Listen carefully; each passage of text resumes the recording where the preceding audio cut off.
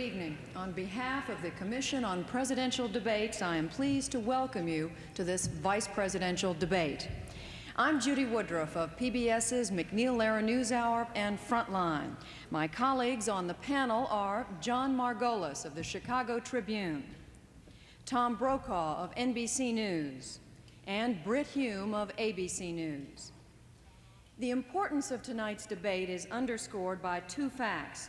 Both George Bush and Michael Dukakis said their selections of a running mate would reveal a lot about themselves. And based on the history since World War II, there is almost a 50-50 chance that one of the two men here tonight will become President of the United States. The candidates are Senator Dan Quayle, the Republican nominee, and Senator Lloyd Bentsen, the Democratic nominee.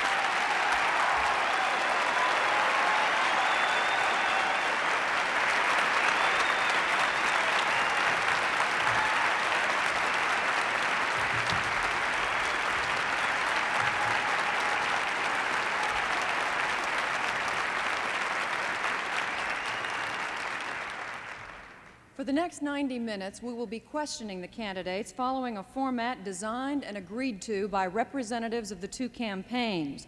However, there are no restrictions on the questions that my colleagues and I may ask this evening.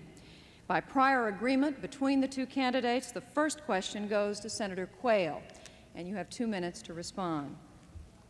Senator, you have been criticized, as we all know, for your decision to stay out of the Vietnam War, for your poor academic record. But more troubling to some are some of the comments that have been made by people in your own party. Just last week, former Secretary of State Haig said that your pick was the dumbest call George Bush could have made. Your leader in the Senate, Bob Dole, said that a better qualified person could have been chosen. Other Republicans have been far more critical in private.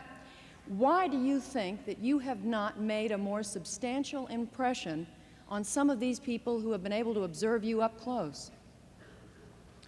The question goes to whether I am qualified to be vice president, and in the case of a tragedy, whether I'm qualified to be president. Qualifications for the office of vice president or president are not age alone. You must look at accomplishments, and you must look at experience. I have more experience than others that have sought the office of vice president. Now let's look at qualifications, and let's look at the three biggest issues that are going to be confronting America in the next presidency. Those three issues are national security and arms control, jobs and education, and the federal budget deficit. On each one of those issues, I have more experience than does the governor of Massachusetts.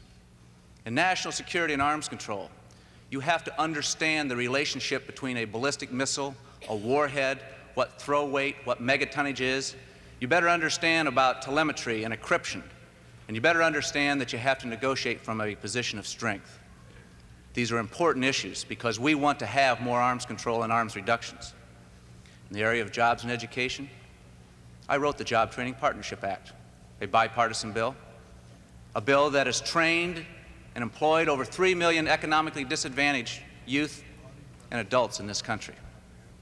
On the area of the federal budget deficit, I have worked 8 years on the Senate Budget Committee, and I wish that the Congress would give us the line item veto to help deal with that.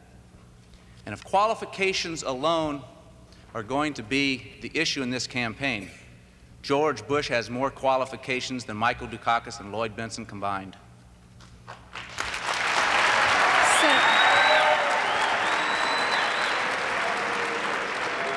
Senator Bentsen, I'm going to interrupt at this point and ask once again that the audience please keep your responses as quiet as possible. We know that many of you here are for one candidate or another, but you are simply taking time away from your candidate, and more likely than not, you'll be causing the partisans for the other candidate to react again when their candidate speaks. So please.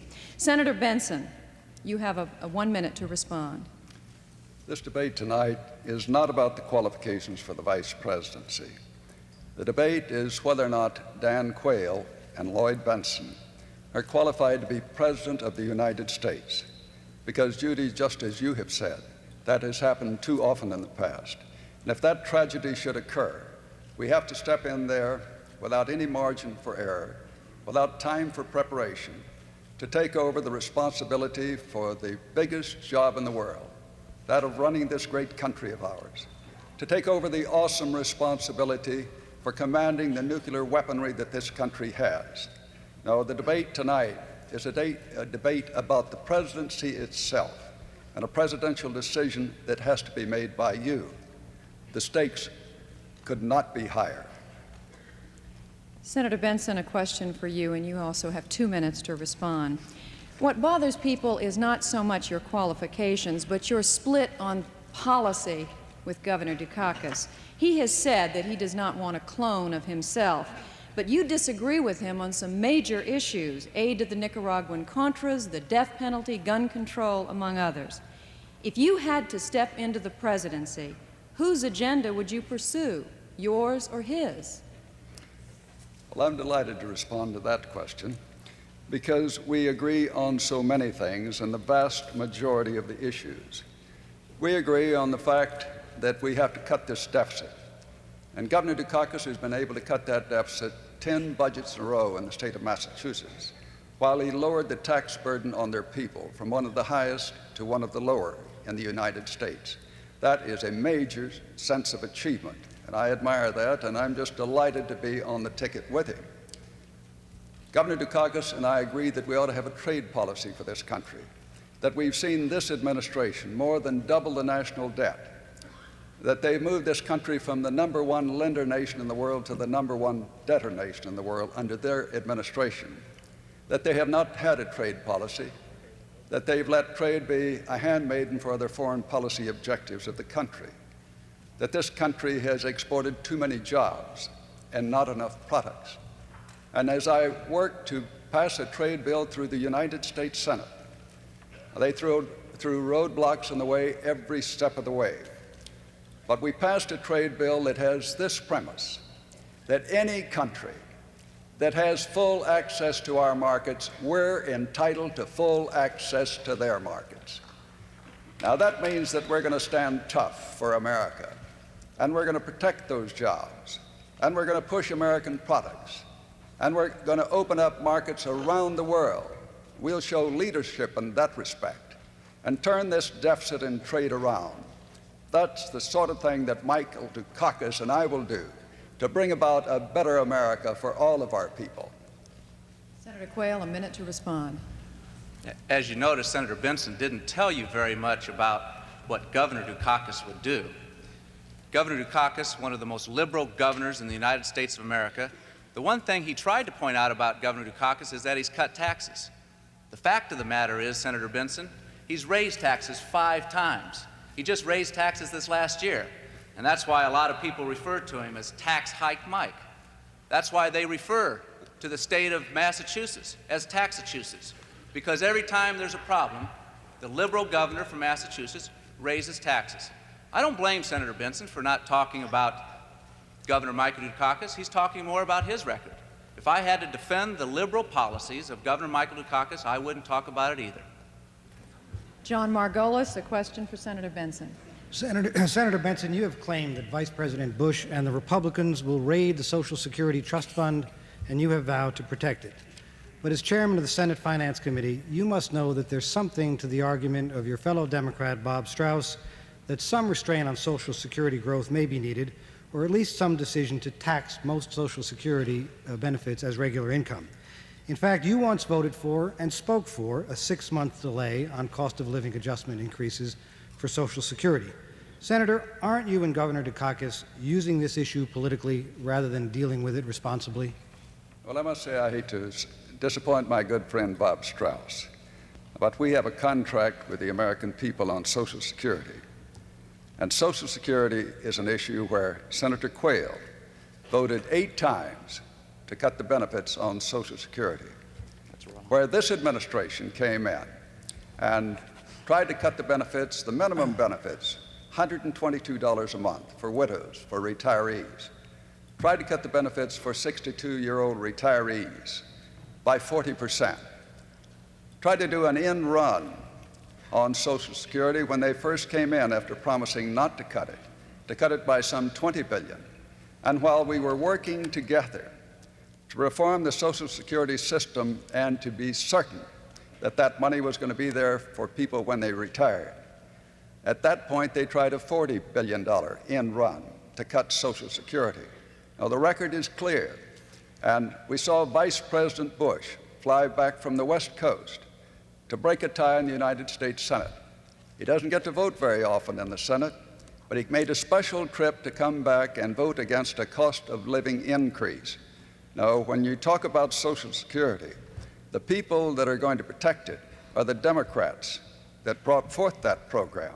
And I think it's very important that we not see these kinds of end runs by this administration.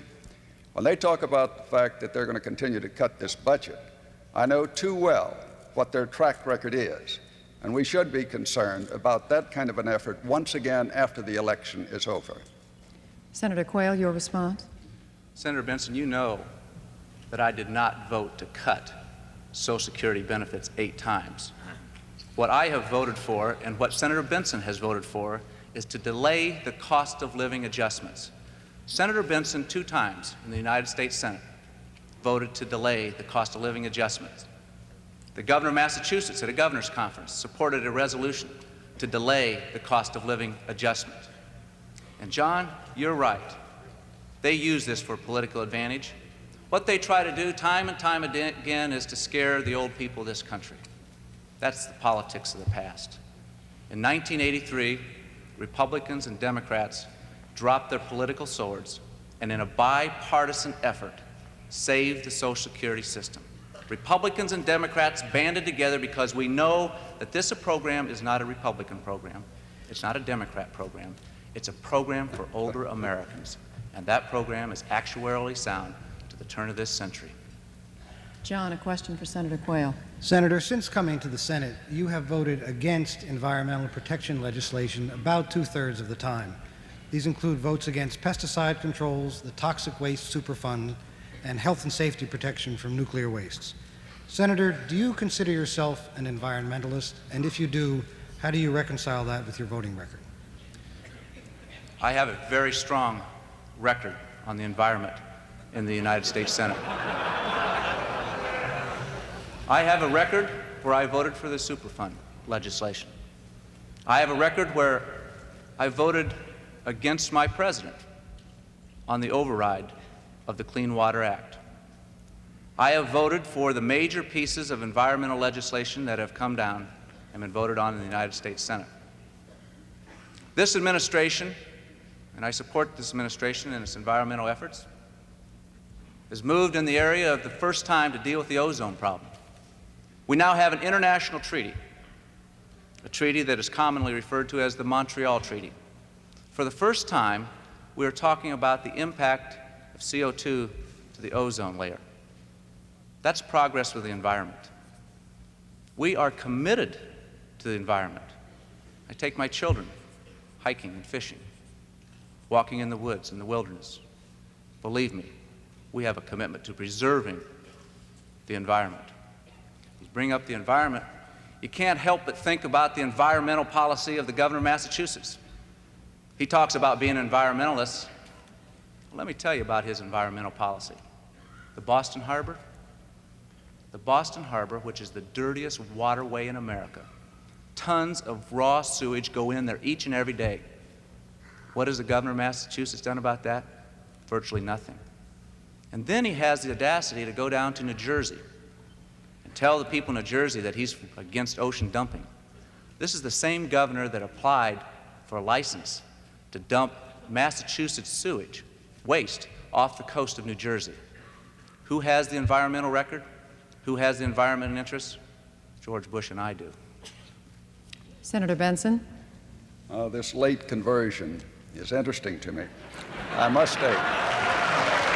When they talk about Boston Harbor and he says he hasn't done anything, the facts are he has a $6 billion program underway on waste treatment.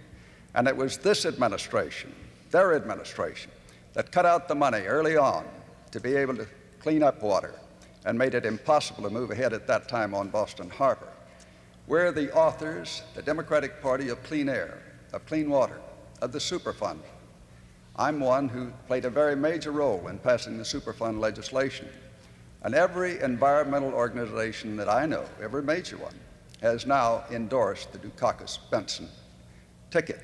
And I'm one who has just received the Environmental Award in Texas for the work I've done to clean up the bays, to clean up the water off the coast of Texas. No, I think we know well who's going to help clean up this environment. The record is there, the history is there, and Dukakis and Bentsen will be committed to that. Tom Brokaw, a question for Senator Quayle. Thank you, Judy. Senator Quayle, there's been a lot of talk during the course of this campaign about family. It was a principal theme, as I recall, in your acceptance speech in New Orleans. Tonight, I'd like to ask you about the 65 million American children who live with their families in poverty.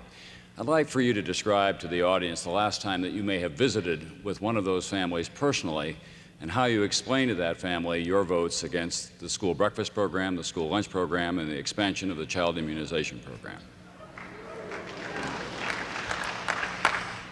I have met with those people, and I met with them in Fort Wayne, Indiana, at a food bank. And you may be surprised, Tom, they didn't ask me those questions on those votes, because they were glad that I took time out of my schedule to go down and to talk about how we're going to get a food bank going and making sure that a food bank goes in Fort Wayne, Indiana. And I have a very good record and a commitment to the poor, to those that don't have the family, that want to have a family. This administration and a George Bush administration will be committed to eradicating poverty. Poverty hasn't gone up in this administration. It hasn't gone down much either, and that means that we have a challenge ahead of us. But let me tell you something, what we have done for the poor. What we have done for the poor is that we, in fact, the homeless bill, the McKinney Act, which is a major piece of legislation that deals with homeless, the Congress has cut the funding that the administration recommended. And the poor and the poverty, the biggest thing that we have done for poverty in America is the Tax Simplification Act, 1986. 6 million working poor families got off the payroll. 6 million people are off the tax-paying payrolls because of that tax reform, and they're keeping the tax money there. To help the poor, we'll have a commitment to the programs, and those programs will go on, and we are spending more in poverty programs today than we were in 1981. That is a fact. The poverty program that we're going to concentrate on is creating jobs and opportunities so that everyone will have the opportunities that they want. Senator Bentsen, your response. I find that very interesting because he has been of no help at all when it comes to passing the most major welfare reform bill in the history of our country, one where we're working very hard to see that people can get off welfare, break that cycle, take a step up in life, doing the kinds of things that we did there to let them have Medicaid for a year. That's a positive thing that's done. What also frustrates me with the kind of report that I've just heard here is the kind of votes that he's cast against child nutrition programs. The fact that he has voted against money that we needed for further immunization, the denial of polio shots to kids where the parents couldn't afford to get that kind of a shot. Now, I don't really believe that is identifying with the concerns of people in poverty.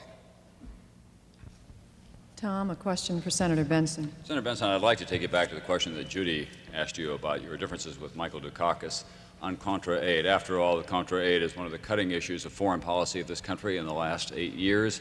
You and Michael Dukakis seem to be diametrically opposed on that. I have been told that in a closed session of the U.S. Senate, you made one of the most eloquent and statesmanlike speeches in behalf of contra aid that anyone had made in the 8 years of the Reagan term. That, in fact, you alluded to the threat that Sandinista regime could pose to your own state of Texas. Governor Dukakis, on the other hand, has described the contra aid policy as immoral and illegal. Is he wrong? Governor Dukakis and I have disagreed on the Contra program, no question about that. But my big difference with this administration is they look at the Contra aid program as the only way to resolve that problem. They concentrate on that. And I really think we have to give peace a chance. And that's why I've been a strong supporter of the Arias plan, a plan that won the Nobel Prize for President Arias, the president of Costa Rica. I believe that you have to work with the leaders of those other Central American countries to try to bring about the democratization of Nicaragua by negotiation, by pressure, by counseling, by diplomatic pressure, that we ought to be trying that first. But in concentrating so much just on the Contras, this administration has not paid enough attention to the rest of Central America. The concern I have is that we have a country with 85 million people sharing a 2,000-mile border with us, with half of those people under the age of 15, a country that's had its standard of living cut 50% in the last 6 years. Now, we ought to be concerned about that, and we ought to be involved. I was born and reared on that Mexican border. I speak their language. I've spent a good part of my life down there. Governor Dukakis speaks Spanish too. He spent a good deal of time in Central and South America. And we believe that we ought to be working together with a new alliance for progress, bringing in other countries to help. Bring in the Europeans, the Spanish, who have a real affinity for that area. Bringing in the Japanese, who have a great capital surplus now and looking for places to invest it. Those are the positive things I think we could do to bring about peace in that area, to help raise that standard of living and give them the kind of stability where democracy can proceed and can prosper and bloom. Those are the kinds of things that we'd be committed to in a Dukakis-Bentsen administration to try to make this world a better place in which to live. Senator Quayle, your response. There's no doubt in a Dukakis administration that the aid would be cut off to the democratic resistance in Nicaragua, and that is unfortunate. The reason it is unfortunate because it is beyond me why it's okay for the Soviet Union to put in billions of dollars to prop up the communist Sandinistas, but somehow it's wrong for the United States to give a few dollars to the democratic resistance. There's a thing called the Monroe Doctrine, something that the governor of Massachusetts has said has been superseded. I doubt if many Americans agree with that. I think they believe in the Monroe Doctrine. Senator Bentsen talked about the entire Central America. There's another issue that Michael Dukakis is wrong on in Central America, and that's Grenada. He criticized our rescue mission in Grenada, according to a UPI report. Criticized that, yet 85% of the American people supported our rescue mission, and we turned a communist country into a non-communist country. The governor of Massachusetts is simply out of step with mainstream America. Brett Hume, a question for Senator Bentsen. Good evening, Senator Bentsen, Senator Quayle. I'm sort of the cleanup man in this order, and I've been asked by my colleagues to try to deal with anything that's been left on base. Senator, I have a follow-up question for you, Senator Quayle, but Senator Bentsen, I first want to ask you a question about PAC money, something I'm sure you're prepared to talk about. Governor Dukakis has tried to make ethics a major issue in the campaign, and he has you as a running mate, a man who leads the league at last count in the receipt of PAC money, that being the money raised by the special interest organizations. That is a kind of campaign financing which Governor Dukakis finds so distasteful that he has refused to accept any of it. Do you find that embarrassing, Senator? No, I don't find it embarrassing at all, because you have to remember that PAC money is the result of the last campaign reform bill, one that talks about employees having greater participation. And what I've done in PAC money is just what my opponent in my campaign has done in his campaign. He's been raising PAC money too. So what you have to do is comply with the laws as they are, whether you're paying taxes or you're playing a football game. Whether you like those laws or not, you comply with them. Now, I have been for campaign reform and have pushed it very hard. I believe that we have to do some things in that regard. But I've noticed that the senator from Indiana has opposed that campaign reform and voted repeatedly against it. The things we have to do, I believe, that will cut back on soft money, for example, which I look on as, frankly, one of those things that we have had to do because the Republicans have done it for so long. But I think it's a loophole, frankly. But campaign reform, changing the rules of the game, is something we tried repeatedly in this session of the Congress. but only to have the Republicans lead the charge against us and defeat us. And I wish that Senator Quayle would change his mind on that particular piece of legislation and give us the kind of a campaign reform law that I think is needed in America. Senator Quayle, your response. Senator Bentsen is the #1 PAC raiser. As a matter of fact, he used to have a $10,000 breakfast club. $10,000 breakfast club that it only costs high-paid lobbyists, special interests in Washington to come down and have breakfast with the chairman of the Senate Finance Committee, the one that oversees all the tax loopholes in the tax code. $10,000. I'm sure they weren't paying to have cornflakes. But what I'll tell you, the kind of campaign reform I'm supporting, Senator Bentsen, I think it's time that we get rid of PAC money. Support our legislation where we totally eliminate contributions by special interests and political action committees, and let's have the individual contribute and the political parties contribute. That's the kind of campaign reform that Republicans are for. They want to get rid of this special interest money and rely on the individuals and also the political parties. Britt, your question for Senator Quayle. Once again, let me caution the audience, please keep your reactions as quiet as possible. Senator, Britt. I want to take you back, if I can, to the question Judy asked you about some of the apprehensions people may feel about your being a heartbeat away from the presidency. And let us assume, if we can, for the sake of this question, that you become vice president and the president is incapacitated for one reason or another and you have to take the reins of power. When that moment came, what would be the first steps that you take and why? First, I'd say a prayer for myself and for the country that I'm about to lead. And then I would assemble his people and talk. And I think this question keeps going back to the qualifications and what kind of a vice president, and in this hypothetical situation, if I had to assume the responsibilities of president, what I would be. And as I have said, age alone, although I can tell you, after the experience of these last few weeks in the campaign, I've added 10 years to my age. Age alone is not the only qualification. You've got to look at experience, and you've got to look at accomplishments. And can you make a difference? Have I made a difference in the United States Senate where I've served for 8 years? Yes, I have. Have I made a difference in the Congress that I've served for 12 years? Yes, I have. As I said before, looking at the issue of qualifications, and I am delighted that it comes up, because on the three most important challenges facing America, arms control and national security, jobs and education, and budget deficit, I have more experience and accomplishments than does the governor of Massachusetts. I have been in the Congress, and I've worked on these issues. And believe me, when you look at arms control and trying to deal with the Soviet Union, you cannot come at it from a naive position. You have to understand the Soviet Union. You have to understand how they will respond. Sitting on that Senate Armed Services Committee for 8 years has given me the experience to deal with the Soviet Union and how we can move forward. That is just one of the troubling issues that's going to be facing this nation, and I'm prepared. Senator Bentsen. Well, I can't leave something on the table that he's charged me with, and so let's get to that one. When you talk about the Breakfast Club, as you know, that was perfectly legal. And I formed it and I closed it down almost immediately because I thought the perception was bad. But it's the same law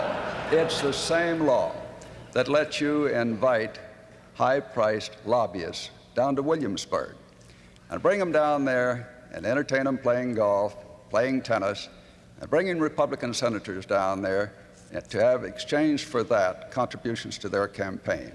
It's the same kind of law that lets you have honorariums, and you've collected over $250,000 of honorariums now, speaking to various interest groups. And there's no control over what you do with that money. You can spend it on anything you want to. You can spend it on golf club dues if you want to do that. Now, that's what I've seen you do in this administration, and that's why we need campaign reform laws and why I support them, and you in turn have voted against them time and time again. John Margolis, question for Senator Quayle. Senator Quayle, in recent years, the Reagan administration has scaled back the activities of the Occupational Safety and Health Administration, prompted in part by Vice President Bush's task force on regulatory relief. The budget for the agency has been cut by 20%, and the number of inspections at manufacturing plants has been reduced by 33%. This has had a special effect in this area where many people work in the meatpacking industry, which has a far higher rate of serious injuries than almost any other injury, a rate which appears to have been rising, although we're not really sure because some of the largest companies have allegedly been falsifying the reports. Would you acknowledge to the hundreds of injured and maimed people in Nebraska, Iowa, and elsewhere in the Midwest that in this case deregulation may have gone too far and the government should reassert itself in protecting workers' rights? The premise of your question, John, is that somehow this administration has been lax in enforcement of the OSHA regulations. And I disagree with that, and I'll tell you why. If you want to ask some business people that I talk to periodically, they complain about tough enforcement of this administration. And furthermore, let me tell you this for the record. When we have found violations in this administration, there has not only been tough enforcement, but there have been the most severe penalties, the largest penalties in the history of the Department of Labor have been levied when these violations have been found. There is a commitment, and there will always be a commitment, to the safety of our working men and women. They deserve it, and we're committed to them. Now, the broader question goes to the whole issue of deregulation. And has deregulation worked, or has deregulation not worked? In my judgment, deregulation has worked. We have a deregulated economy, and we have produced, through low taxes, not high taxes, through deregulation, the spirit of entrepreneurship, the individual going out and starting a business, the businessman or women willing to go out and risk their investments to start up a business and hire people. We have produced 17 million jobs in this country since 1982. Deregulation as a form of political philosophy is a good philosophy. It's one that our opponents disagree with. They want a centralized government. But we believe in the market. We believe in the people. And yes, there's a role of government, and the role of government is to make sure that those safety and health and the welfare of the people is taken care of. And we'll continue to do that. Senator Bentsen. Well, I think you see once again a piece of democratic legislation that's been passed to try to protect the working men and women of America. And then you've seen an administration that came in and really didn't have its heart in that kind of an enforcement. Good example of that is the environmental protection laws that we were talking about a moment ago. This administration came in and put in a James Watt, an Ann Gorsuch. Now that's the Bonnie and Clyde, really, of environmental protection. And that's why it's important that you have people that truly believe in trying to represent the working men and women of America. Most employers do a good job of that, but some of them put their profits before people. And that's why you have to have OSHA, and that's why you have to have tough and good and fair enforcement of it. And that's what a Democratic administration would do to help make this working place a safer and a better place to be employed. John Margolis, another question for Senator Bentsen. Senator Bentsen, since you have been in the Senate, the government has spent increasing amounts of money in an effort to protect the family farmer.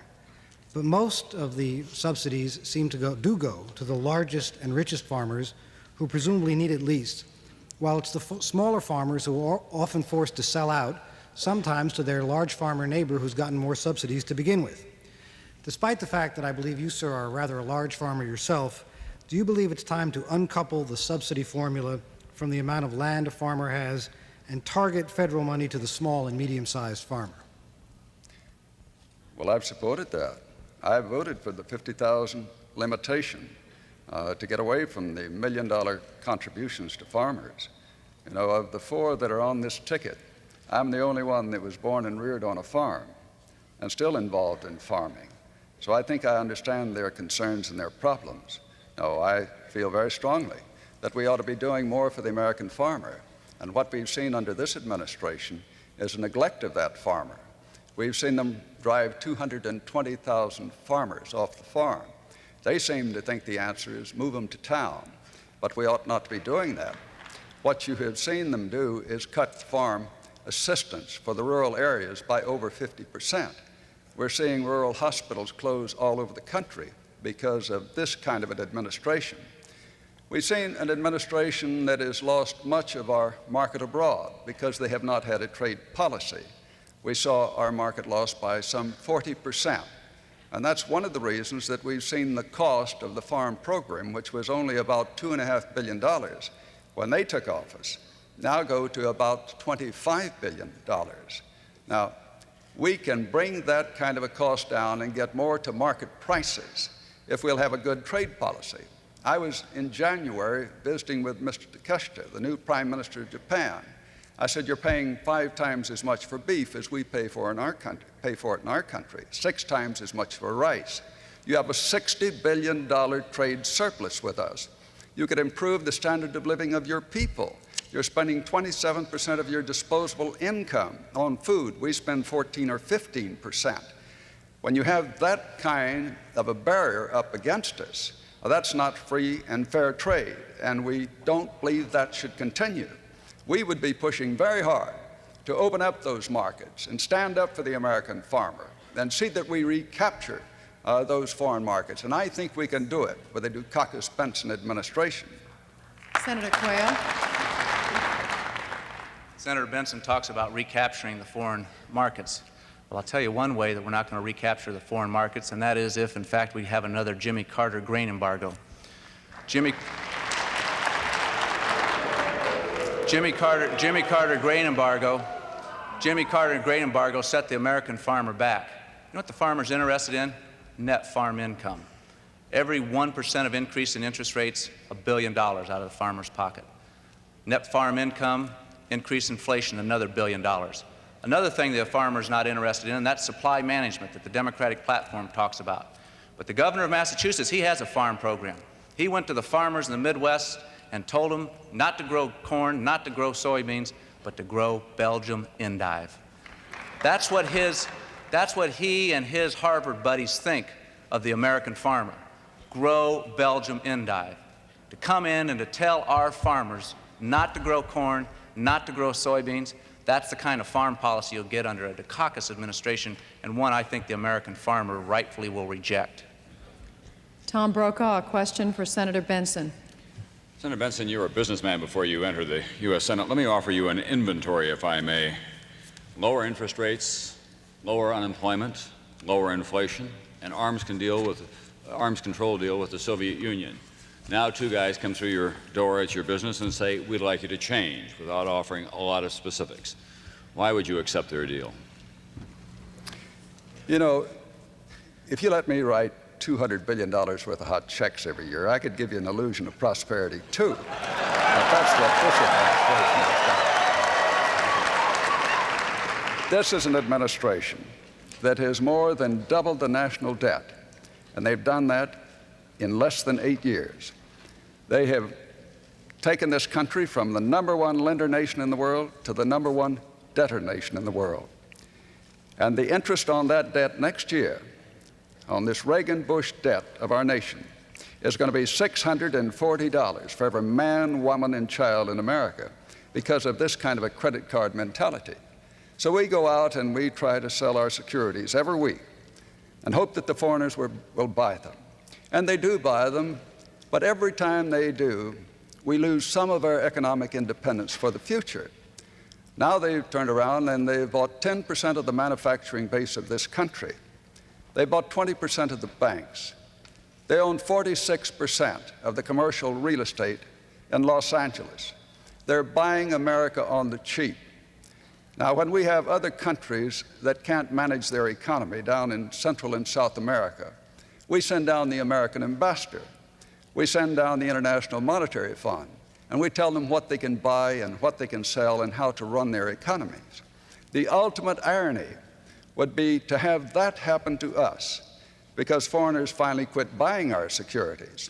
So what we need in this country is someone like Mike Dukakis, who gave 10 balanced budgets in a row there and was able to do that meet that kind of a commitment, set those tough priorities. We need an administration that will turn this trade policy around and open up those markets, stand tough with our trading partners to help keep the jobs at home and send the products abroad. Senator Quayle. Senator Bentsen talks about running up the debt. Well, the governor of Massachusetts has run up more debt than all the governors in the history of Massachusetts combined, going back to the days of the Pilgrims. I don't believe that that's the kind of policy that we want.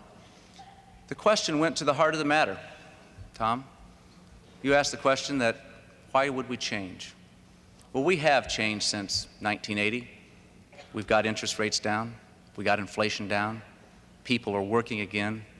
America is held in respect once again around the world. But we're going to build on that change. And as we made those positive change of lower interest rates, lower rate of inflation, the governor of Massachusetts fought us every step of the way.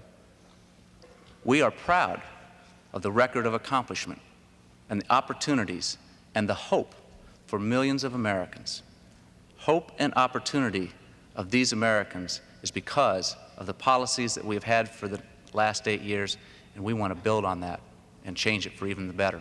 Tom, a question for Senator Quayle. Senator Quayle, as you mentioned here tonight, you actively supported the invasion of Grenada, which was a military operation to rescue some American medical students and to rescue an island from a Marxist takeover. If military force was necessary in that endeavor, why not use the military to go after the South American drug cartels and after General Noriega, for that matter, in a surgical strike, since drugs in the minds of most Americans pose a far greater danger to many more people? You're absolutely right. You're absolutely right that the drug problem is the #1 issue. But would you please address the military aspect of it? I will address the military aspect, if I may respond. The military aspect of the drug problem is being addressed. As a matter of fact, we are using the Department of Defense in a coordinated effort on reconnaissance. But I don't believe that we're going to turn the Department of Defense into a police organization. We are using our military assets in a prudent way to deal with interdiction. And we've made some success in this area. 70 tons of cocaine have been stopped. But you know, when you look at the drug problem, and it is a tremendous problem, and there are no easy solutions to it. It's a complicated problem. And it's heading up the effort to try to create a drug-free America, which is a challenge and a goal of all of us. Not only will we utilize national defense and the Department of Defense, but we've got to get on the demand side of the ledger. We've got to get to education. And education ought to begin at home, and it ought to be reinforced in our schools. And there's another thing that will be more important than the premise of this question on a hypothetical of using troops. We'll use military assets. We will use military assets, but we need to focus on another part of this problem. And that problem is law enforcement. And here's where we have a major disagreement with the governor of Massachusetts. He is opposed to the death penalty for drug kingpins. We believe people convicted of that crime deserve the death penalty, as does the legislation that's in the Congress that is supported by a bipartisan, including many Democrats of his party. He also was opposed to mandatory drug sentencing for drug dealers in the state of Massachusetts. You cannot have a war on drugs, you cannot be tough on drugs and weak on crime. Senator Bentsen. It's interesting to see that the senator from Indiana, when we had a resolution on the floor of the United States Senate sponsored by Senator Dole, that this government would make no deal with Noriega, that the senator from Indiana was one of the dozen senators that voted against it. It's also interesting to see that one of his campaign managers that's trying to help him with his image was also hired by Noriega to help him with his image in Panama. Now, what we have seen under this administration, we have seen them using 8 cabinet officers, 28 different agencies, all fighting over turf. And that's one thing we'd correct under Dukakis-Bentsen administration. We'd put one person in charge in the war against drugs, and we'd commit the resources to get that job done. Now, Mike Dukakis has been able to do that type of thing in the state of Massachusetts by cutting the drug use in the high schools while it's going up around the rest of the country, by putting in a drug educational program that the Drug Enforcement Agency said was a model for the country, we'd be doing that around the rest of the country. That's a positive attack against drugs. Britt Hume, a question for Senator Quayle. Senator, I want to take you back to the question that I asked you earlier about what would happen if you were to take over in an emergency and what you would do first and why. You said you'd say a prayer, and you said something about a meeting. What would you do next? I don't believe that it's proper for me to get into the specifics of a hypothetical situation like that. The situation is that if I was called upon to serve as the President of this country, or the responsibilities of the President of this country, would I be capable and qualified to do that? And I've tried to list the qualifications of 12 years in the United States Congress. I have served in the Congress for 12 years. I have served in the Congress and served 8 years on the Senate Armed Services Committee. I have traveled a number of times. I've been to Geneva many times to meet with our negotiators as we were hammering out the INF Treaty. I've met with the Western political leaders, Margaret Thatcher, Chancellor Cole. I know them. They know me. I know what it takes to lead this country forward. And if that situation arises, yes, I will be prepared, and I'll be prepared to lead this country if that happens. Senator Bentsen.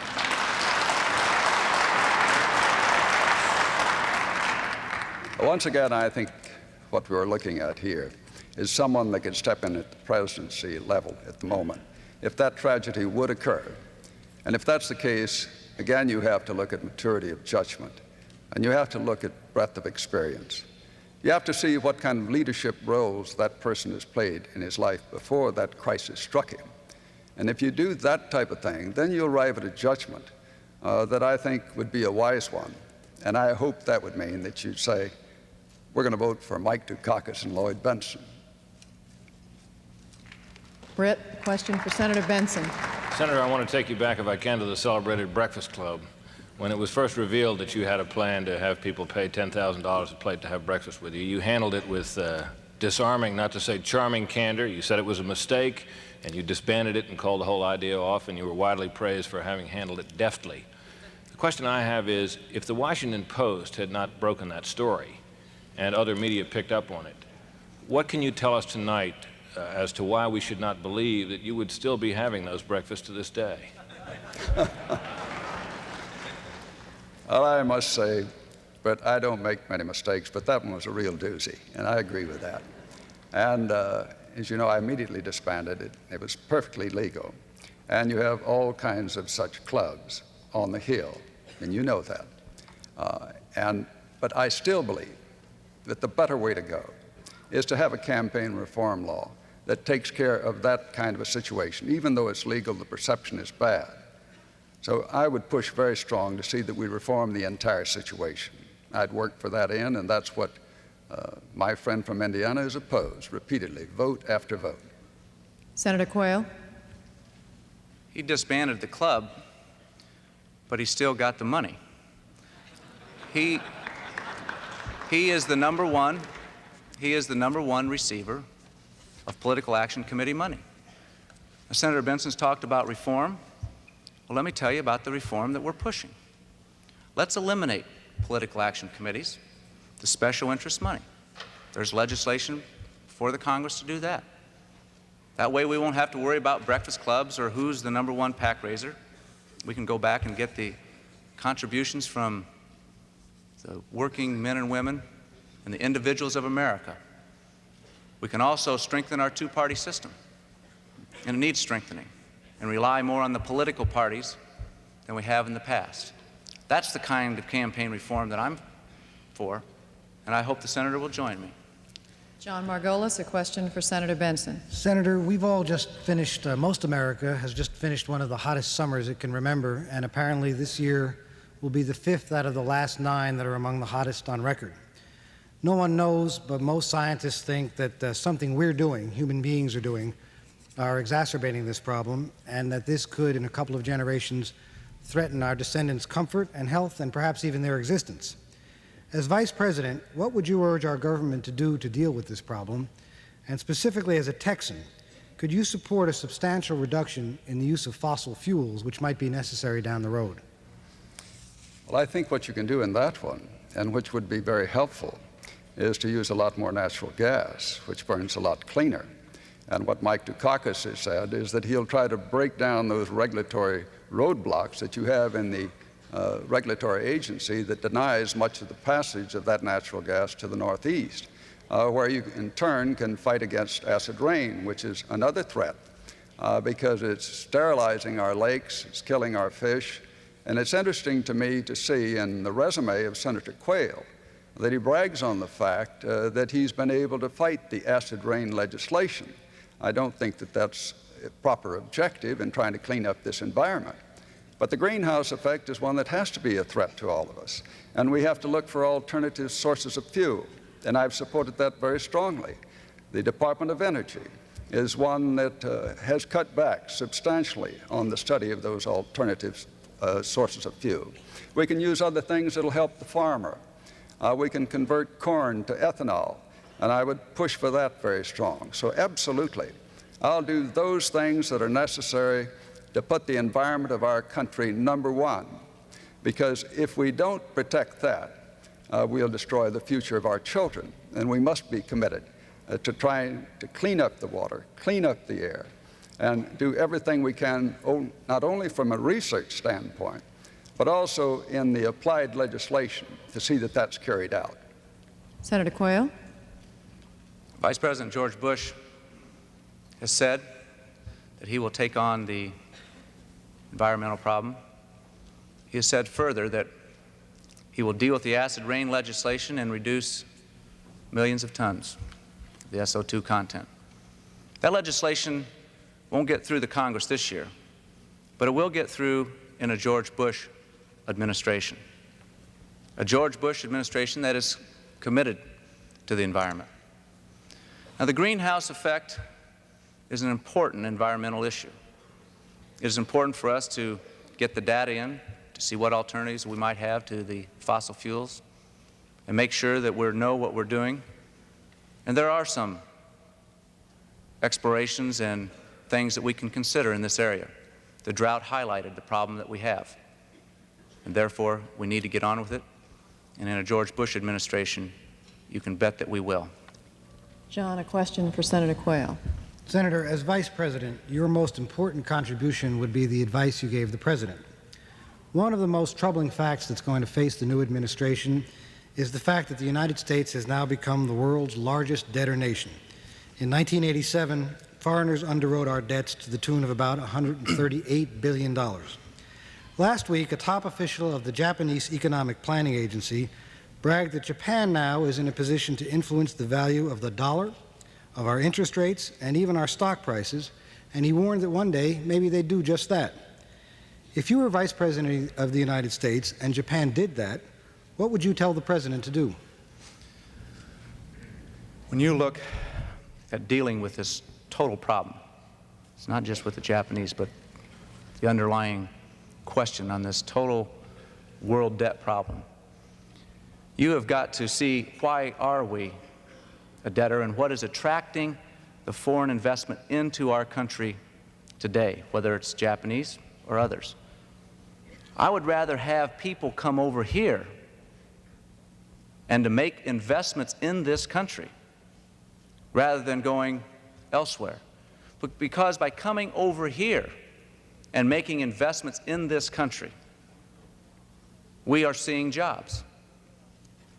Do you realize that today we are producing Hondas and exporting Hondas to Japan? We are the envy of the world.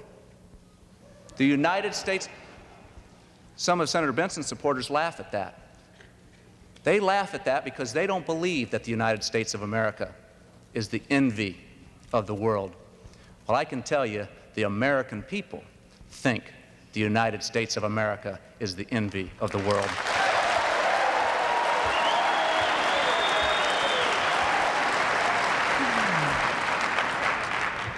Senator Bentsen. Oh, I'm sorry. Go ahead. We are the greatest nation in this world and the greatest economic power. Now, there's been some talk in Congress about forgiveness of debt. Forgiveness of debt is wrong. Forgiveness of international debt would be counterproductive. And I'd like to see those that talk about forgiving debt, Senator Bentsen, go out and talk about a farmer that's in debt that doesn't have his forgiven. That's not the kind of policy George Bush will have. Senator Bentsen. Well, I've told you what I'd do about trade and trying to help turn that situation around. But what we also should do is get them to give us more burden sharing when it comes to national defense. We have a situation today where, on a per capita basis, people in Western Europe are spending about 1/3 as much as we are in our country.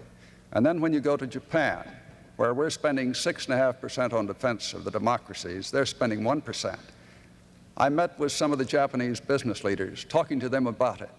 And I said, you know, we have 50,000 troops here in Japan protecting the democracies of Asia. And it costs $3.5 billion a year. You're the number 2 economic power in the world. You ought to measure up to that responsibility and carry some of that cost. I said, if we were not doing what we're doing, we'd have a big budget surplus. And I said, you'd have chaos because you get 55% of your oil from the Persian Gulf and you wouldn't have the U.S. Navy down there to take care of that. Now, the senator from Indiana, when we passed a resolution in the United States Senate to ask for burden sharing on that cost to keep those sea lanes open from the Japanese, he voted against that. I don't understand that. Tom Brokaw, a question for Senator Quayle.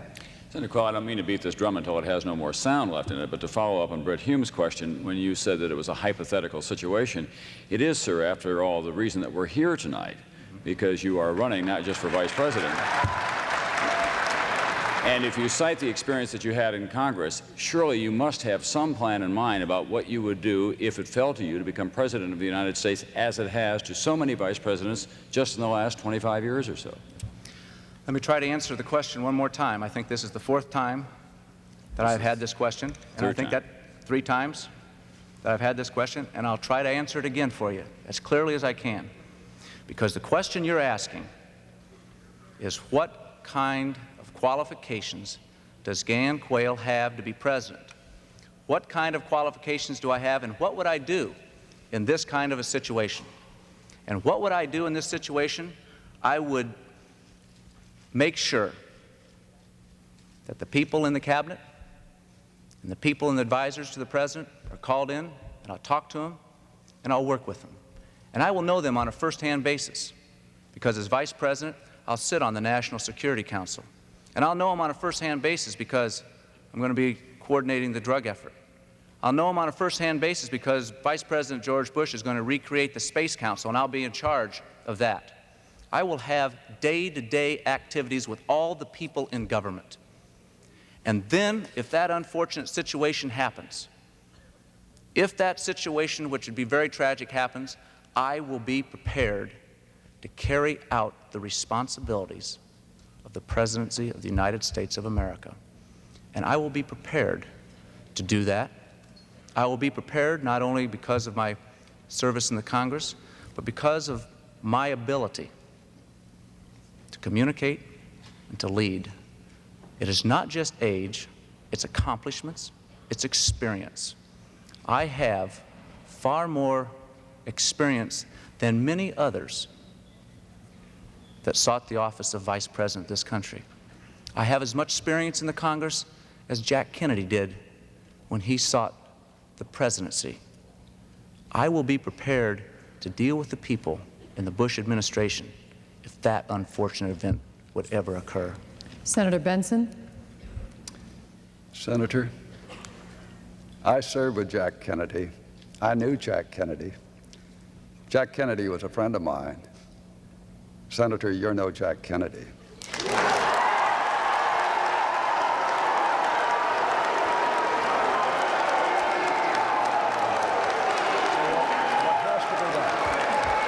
What has to be done in a situation like that, Please, in a please, situation once like again, that, you're only taking time is to call in away the from joint. your own candidate.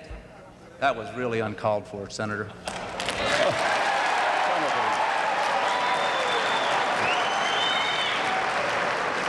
You're the one that was making the comparisons, Senator, and I'm one who knew him well.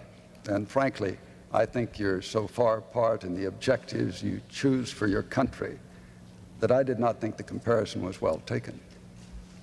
Tom, a question for Senator Bentsen. Since you seem to be taking no hostages on the stage, let me ask you a question about the American hostages, 9 still in brutal captivity in the Middle East. Senator Bentsen, you have been critical of the Iran-Contra affair, but tell me, does the Dukakis-Bentsen ticket have any realistic plan for getting the American hostages being held in the Middle East released in any due time? Tom, that's one of the toughest problems that any chief executive will face, because you can't help but have the sympathy for that family and for those hostages in themselves. But the one thing we ought to know by now is that you can't go out and make secret deals with the Ayatollah. You can't trade arms for hostages. When you try to do that, there's no question but what you just encourage more taking of hostages. And that's been the result by this dumb idea that was cooked up in the White House basement. And I want to tell you that George Bush, attending 17 of those meetings and having no record of what he said, if Lloyd Bentsen was in those meetings, you would certainly hear from him, and no one would be asking, where is Lloyd? Because I would be saying, that's a dumb idea, and now let's put an end to it. And I would speak up on that type of thing.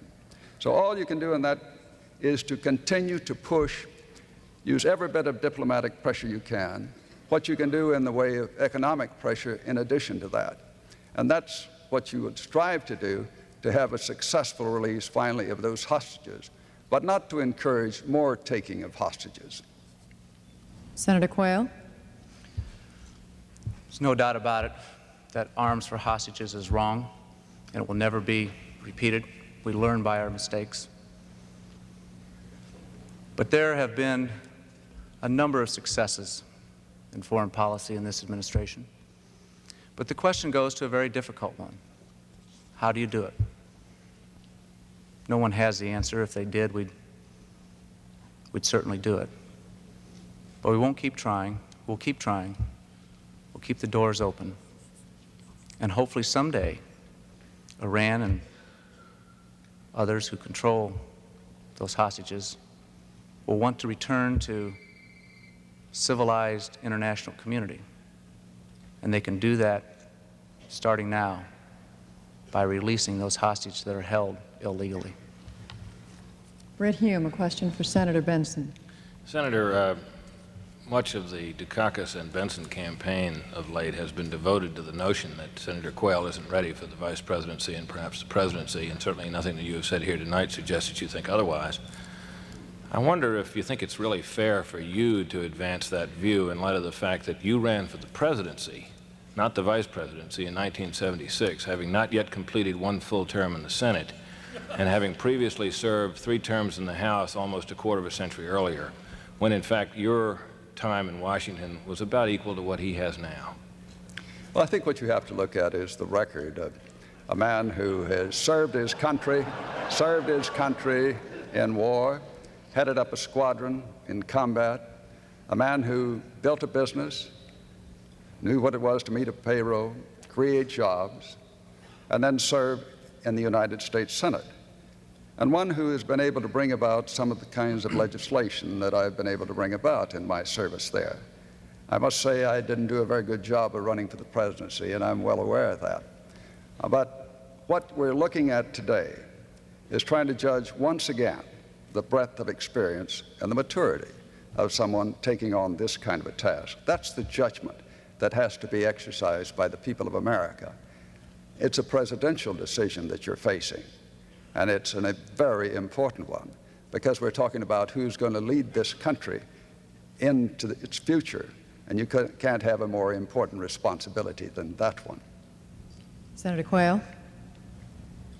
When you look at qualifications, you look at accomplishments as well as experience. And one of the accomplishments that I'm proudest of is the authorship of the Job Training Partnership Act that has trained and educated and employed over 3 million young people and adults that are economically disadvantaged. And we did it in a way that we got the private sector to involve itself with the public sector. On private industry councils throughout America that serve over the service delivery areas, we have 51% of that private industry council that are businessmen and women. We have members of unions. We have community-based organizations. We have education leaders. And what we've been able to do is establish a program that's working, that's putting people back to work. That is an accomplishment, and that is an accomplishment that I will take with me into the White House. Brett, a question for Senator Quayle. Senator, I want to ask you a question that may be a little off the subject of politics, which is aimed to get more at the question of what sort of person you are. I would hope that, Senator Bentsen, if you choose to, you might choose to answer the same question in your rebuttal time. Senator, can you identify any work of literature or art or even a film that you have seen or read or experienced in any way in the last 2 years that has had a particularly strong effect on you, and tell us why? In the last 6 months, I think there are 3 very important books that I read that have had an impact. The 3 books are: 1, Richard Nixon's victory in 1999, Senator Richard Lugar's Letters to the Next President, Bob Massey's Nicholas and Alexandra, which deals with the fall of the Russian Empire and the coming of Leninism in 1917. Those 3 books, which I read over the last spring vacation and early summer, had a very definite impact, because what former President Nixon and Senator Richard Lugar were talking about was a foreign policy as we move toward the 21st century. And the historical book of the downfall of the Tsar and the coming of Leninism, combining those 3 books together, gave me a better appreciation of the challenges that we have ahead of us. In Senator Lugar's book, he talks about the advancement of human rights around the world. He talked about his leadership effort in the Philippines and South Africa, where we now see human rights and advancement on the Reagan agenda. Former President Nixon talked about what we're going to do after détente and arms control, and how we're going to pursue new arms control with the Soviet Union. Talked a little bit about how we deal with the Soviet Union, and this is one of the differences between George Bush and Michael Dukakis. Because George Bush understands to deal with the Soviet Union and to get progress, you must deal from a position of strength. And the governor of Massachusetts doesn't understand that. I understand it, and a George Bush administration will pursue that policy. Senator Bentsen. Well, I think reading, pardon me, I think reading Winds of War and Guns of August back to back, I think that really shows you how we make the same mistakes too often, over and over again. And it seems to me that the senator from Indiana is beginning to do that one. As I look on our progress that's been made toward disarmament and cutting back on nuclear weapons, and see what Ronald Reagan has been able to do with the INF Treaty, and I think he deserves great credit for that one.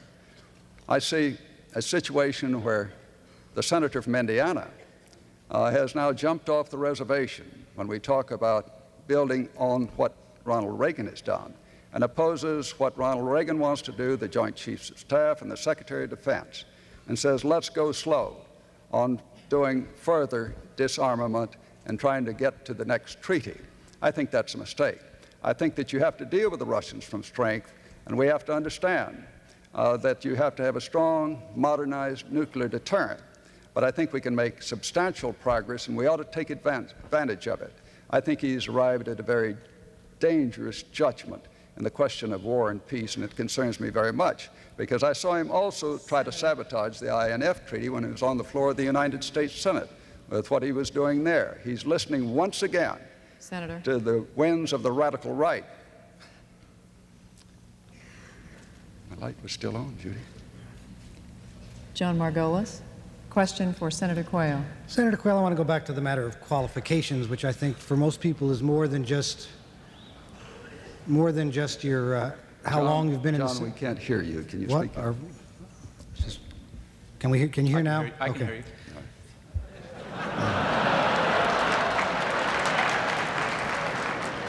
I want to go back to the question of qualifications, which I think for most people is more than just how long you've been in the Senate and how long you've been in public life. There's also a question of candor and of consistency, and several of the things you've said both here and earlier I think have raised some reasonable questions. Each of them alone might seem rather trivial, but I think together they create a pattern that needs to be asked. You've talked a few times today about the Job Training Partnership Act, which you authored. In fact, I believe you co-authored it with another senator whom you almost never name. Earlier in the campaign, when you were asked why you got a desk job in the National Guard after being trained as a welder, you said at the time you had a very strong background in journalism, which at that time was summer jobs at your family-owned newspaper, which you have not been very forthcoming about what they were, as you have not been very forthcoming about your college record. Now, I have to say that you have at least the males on this panel have earlier agreed that your record was probably comparable to ours. But nonetheless, these examples of sort of overstatement and exaggeration and not being forthcoming, this is what has led a lot of people to question this part of your qualifications, not your experience, but your character. Would you like to set some of these things straight now as to what you did in your summer jobs in college, what your grades were like, and would you like to identify your co-sponsor of the Job Training Partnership Act? All in 2 minutes? Sure. Let me start with the underlying premise that somehow I haven't been straightforward, and I have. And let's go right to the very first question, the Job Training Partnership Act. I was the author of that. The co-author in the United States Senate was Senator Kennedy. I was the chairman of the Employment and Productivity Subcommittee. Chairman of the committee, write that legislation. Chairman of the committee write the legislation, then they go out and get co-sponsorship. And when you are the chairman of the committee and you sit down and you write the legislation, you are the author of that. And I'm proud to have been the author of that. Because you know what we had? We had a CETA program that spent $50 billion from about 1973 through 1982. And when we concluded that program, unemployment was higher than when it began. It was a program that didn't work, and the Job Training Partnership Act does work. Now the issue of releasing all my grades. I am, and I stand before you tonight as the most investigated person ever to seek public office. Thousands of journalists have asked every professor I've had, all my teachers, and they know, and I have never professed to be anything but an average student. I have never said that I was anything more than that, but it's not whether you're an average student, it's what are you going to do with your life. And what am I going to do with my life? I have committed it to public service since I was 29 years of age, elected to the House of Representatives, elected to the United States Senate when I was 33, and now have the opportunity at 41 to seek the office of the Vice Presidency. Senator Bentsen.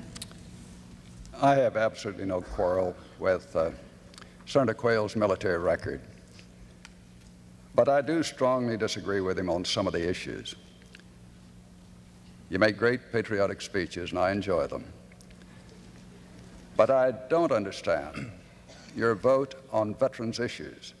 Senator Quayle has one of the worst voting records in the United States Senate on veterans issues, and one of them that particularly bothers me, sponsoring legislation to put a tax on combat pay and disability pay for veterans, for fighting men and women of America. Tax on their disability pay when they're lying there in the hospital. People who have sacrificed for our country. I think you ought to explain that to the people of America, and you ought to explain it tonight. John, a question for Senator Bentsen. Senator, you're chairman of the Senate Finance Committee, and you're generally considered rather an orthodox conservative on fiscal matters, meaning someone who would be very concerned about the budget deficit. With everybody in politics afraid even to mention taxes or Social Security cuts, or even very much restrained in defense spending, would you now list a few specific programs which you would reduce or eliminate to cut the deficit by about $50 billion, the deficit which is expected to be about $135 billion this fiscal year? One of them that I'd work on, and I'd do this as a farmer, I'd try to turn the situation around where we have seen the subsidy payments go from $2.5 billion to 10 times that under this administration. And the way I would accomplish that was with a tough trade policy, opening up those markets, getting those prices back up to market prices. We can do that if we have an aggressive trade policy for our country, if we make trade a #1 priority and not trade it off for some foreign policy objective of the moment. That means we have to stand up for the American farmers, and that cuts back on the regulation on American farmers. That's a positive way to accomplish that. In addition to that, we do some of the things that I think have to be done insofar as doing a better job of procurement, particularly when we're talking about some of our military things that we should buy. I know that I fought very hard to put in an independent inspector general for the Defense Department, that the senator from Indiana opposed me on that. But we were finally able to put that into effect, and we saved over $250 million this year, almost enough to buy a squadron of 716s. Those are the kinds of things that I'd work on, and one of the things I learned in business is that you can expect what you inspect. So we'd be doing a much tougher job of auditing to try to get rid of some of these kickbacks to consultants on military contracts, to be much more aggressive on that. In addition, those types of things would bring the interest rate down. I'd try to turn this trade deficit around, and that too would help us, and help us very substantially. And I'd get rid of some things like these planes that you're going to have that the administration wants that'll fly from New York to Tokyo and take those investment bankers over there in 4 hours. I don't think we can afford a piece of technological elegance like that. I'd strike that sort of thing from the ticket. I don't know how many people have ridden the Concorde, not many, but I voted against it, said it'd be a financial disaster, and it's been just that. So those are the types of things that I would work on. Senator Quayle. The way we're going to reduce this budget deficit, and it is a challenge to make sure that it is reduced, is first to stick to the Graham-Rudman targets. The Graham-Rudman targets have worked. We've reduced the federal budget deficit $70 billion. Senator Bentsen voted against Graham-Rudman, the very tool that has been used to bring the federal budget deficit down. We're going to need all the tools possible to bring this federal budget deficit down. We need the tools of a line-item veto. A line-item veto that 43 governors in this country have, but not the President of the United States. The President of the United States needs to have a line-item veto when Congress goes ahead and puts into appropriations bills unrequested and unnecessary spending. Let the President put a line through that, send it back to the Congress, and let the Congress vote on it again. Congress has got to help out in reducing this budget deficit as much as the executive branch. Tom Brokaw, a last question for Senator Bentsen. Senator Bentsen, I'd like to ask you about your split personality during this election year. You're running on the ticket with Michael Dukakis, a man who is opposed to the death penalty, a man who is in favor of gun control, and at the same time you're running for the United States Senate in the state of Texas, where your position on many of those same issues is well known and absolutely opposed to him. How do you explain to the people of Texas how you can be a social conservative on those cutting issues and still run with Michael Dukakis on the national ticket? Michael Dukakis wasn't looking for a clone. I think it's part of the strength and the character of this man that he reaches out, and that he wants someone that will speak up, and that I'll do. I've seen many chief executives come into my office and say they're going over and tell the President of the United States off. They're going to pound the desk and go into that office and turn to jello. Now, I've dealt with many a president, and I don't hesitate for a minute to speak up. But when you're talking about something like the death penalty, where Michael Dukakis and I do disagree, what you really ought to get to is what's being done against crime and what kind of progress he's been able to make. In the state of Massachusetts, he has the homicide rate down to the lowest of any industrial state. It's substantially ahead of the national average. He's been able to do that with an educated program for the people of that state by adding some 1,500 new police officers. He's done it in turn by the leadership that I think he will bring to the ticket when he becomes President of the United States and fighting drugs. He's taken it down some 4% in the high schools of that state while it's gone up around the rest of the nation.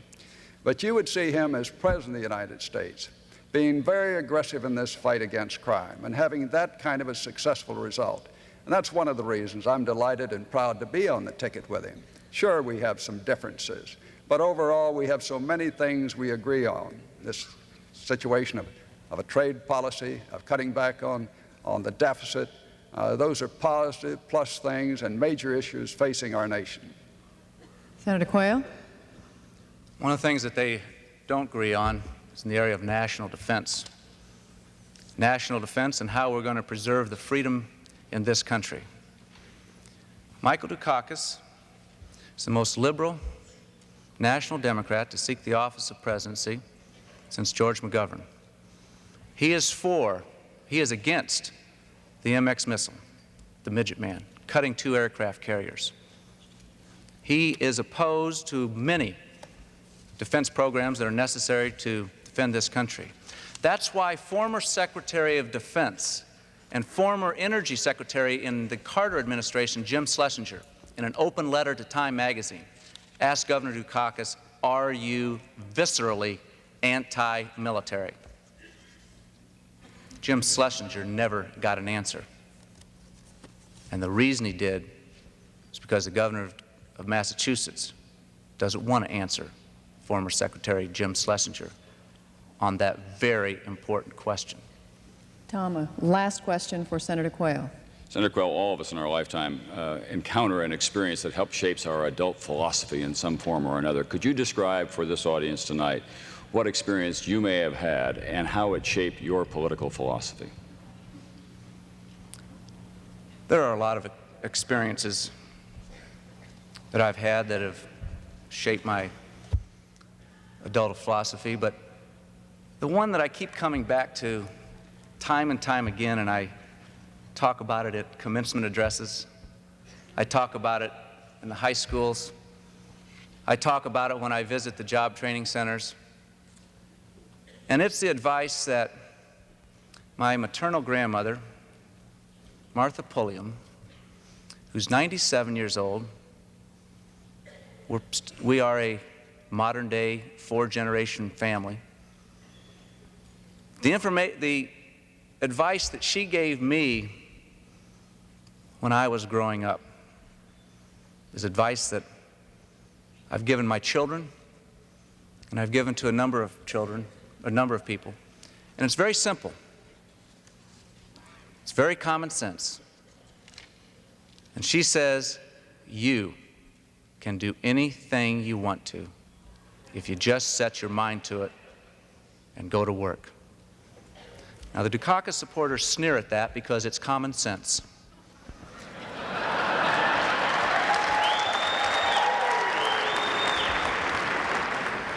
They sneer at common sense advice, Midwestern advice. Midwestern advice from a grandmother to a grandson. Important advice. Something that we ought to talk about, because if you want to, you can make a difference. You, America, can make a difference. You're going to have that choice come this election. Everyone can make a difference if they want to. Senator Bentsen. I think being born and reared on the Rio Grande, to have spent part of my life seeing some of the struggles that have taken place in one of the lowest per capita incomes in the United States. And that's one of the reasons I worked so hard to try to assist in education. And when I found that the bankers in that area found that they could not handle the loans because of some of the detail and the expense, and couldn't make a profit on it, I went down there and helped form a nonprofit organization to buy up those loans from them and to manage them and do it in a way where they'd continue to make those loans. Now they have. And they've educated more than 20,000 of those students, loaned out over $100 million, and it hasn't cost the taxpayers of this country 1 cent. It's one of the reasons I've worked so hard to bring better health care to the people, because what I've seen in the way of poverty down there in that area and the lack of medical attention and trying to see that that's turned around. Why I work so hard on the welfare reform bill, to give them a chance to break these cycles of poverty, a chance for a step up in life. Judy, something's happened. My light's still on. Your lights over here. aren't working? All right. Okay. We're sorry about that if that's the Okay. case. Thank you.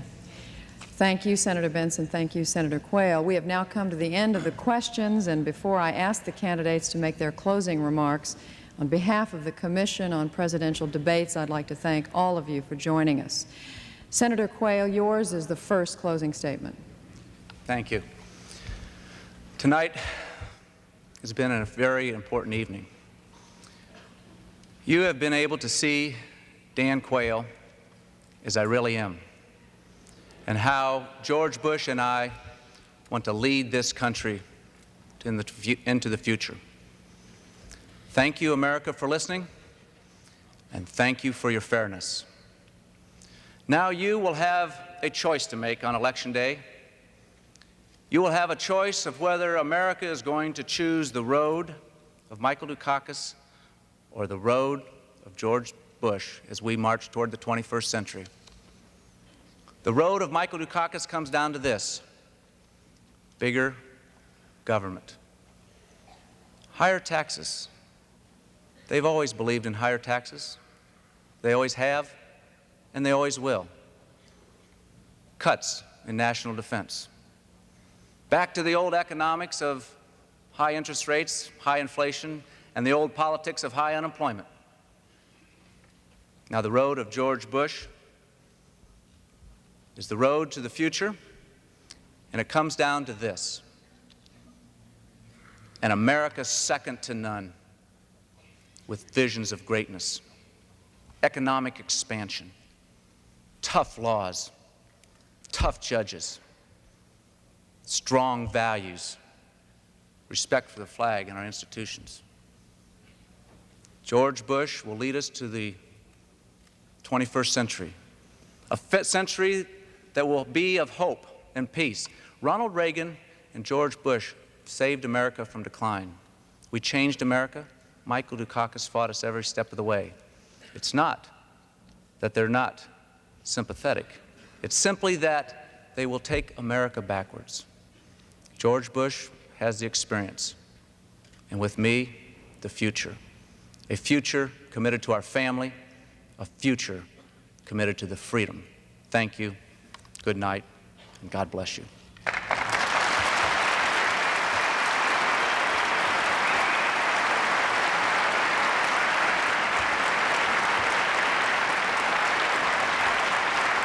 Senator Bentsen. Senator Bentsen, your closing statement. In just 34 days, America will elect new leadership for our country. It's a most important decision, because there's no bigger job than governing this great country of ours and leading it into its future.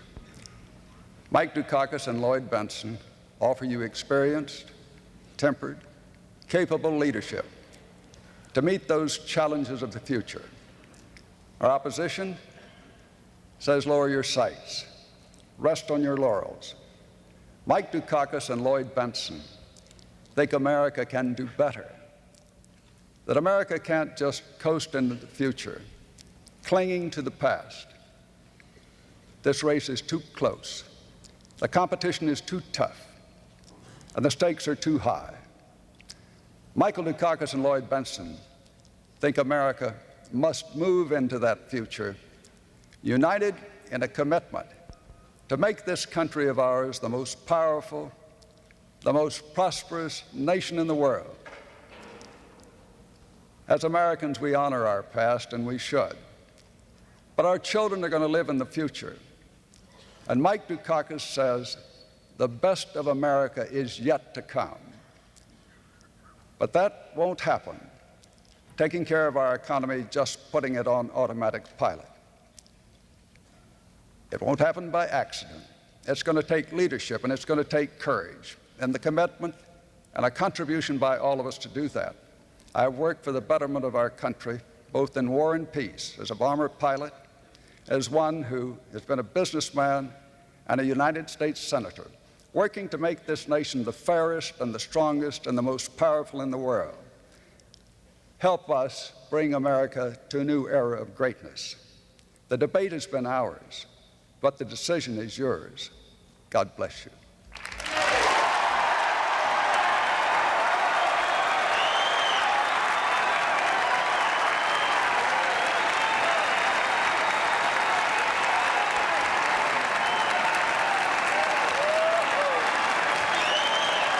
Thank you both. Thank you.